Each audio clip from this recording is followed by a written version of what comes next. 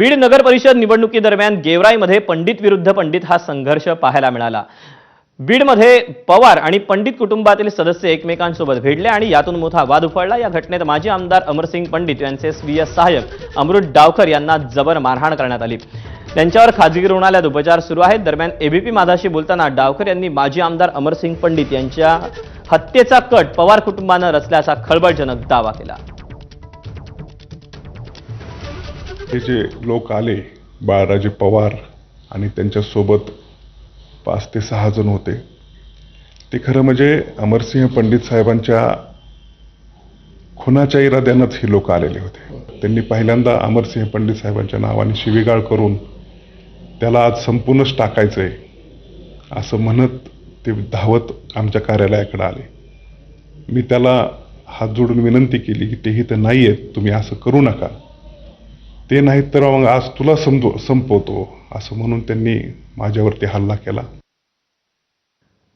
मुक्ताईनगर नगर परिषदेत झालेल्या राड्याचा पुढील अंक सुरू झाला, कारण मतदानावेळी भाजप आणि शिवसेनेचे कार्यकर्ते भिडलेले होते। केंद्रीय राज्यमंत्री रक्षा खडसे आणि शिवसेना शिंदे गटाचे आमदार चंद्रकांत पाटील यांच्यात आरोप प्रत्यारोप झाले।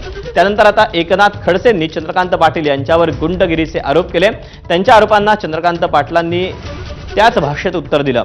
एकनाथ खडसे सराईत गुन्हेगार असल्याचा आरोप चंद्रकांत पाटलांनी केला।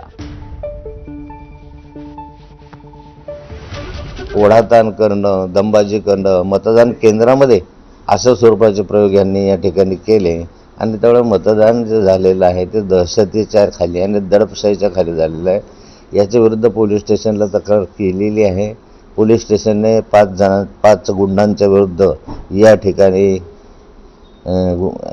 FIR दर्ज केलेला आहे। अजूनही आज या 100-200 मोटरसायकली आणि अन्य जे व्हिडिओ रेकॉर्डिंगमध्ये आहे त्याच्या संदर्भामध्ये आचारसंहिता भंगाचा गुन्हा आम्ही दाखल करणार आहे। एकनाथ खडसे सराईत गुन्हेगार आहे। एकनाथ खडसेवर किती गुन्हे माहिती आहेत तुम्हाला? एकनाथ खडसेवर किती गुन्हे आहे? तेवढे गुन्हे एकनाथ खडसेवर, म्हणजे एकनाथ खडसे सराईत गुन्हेगार आहे। 2 गणेश 134 करोड रुपये चोरलंय। अशा पद्धतीमध्ये अनेक गोष्टी केलेल्या आहे। काही गोष्टी फक्त राज्याचे मोठे मोठे पद असल्यामुळे ते समोर आल्या नाही किंवा दडपशाहीमुळे समोर आलेले नाही। पण विषय सगळ्यात महत्वाचा मुद्दा असा आहे की आजही बस स्टेजवर एखाद्या बाईची इज्जत केला 509 सारखा गुन्हा दाखल त्यांच्यावर 509 संस्था तुम्हाला। दरम्यान रक्षा खडसे यांनीही चंद्रकांत पाटील यांच्यावर गंभीर आरोप केले। गुंडगिरी करणाऱ्या आमदार चंद्रकांत पाटलांवर कारवाई करण्याची मागणी केली।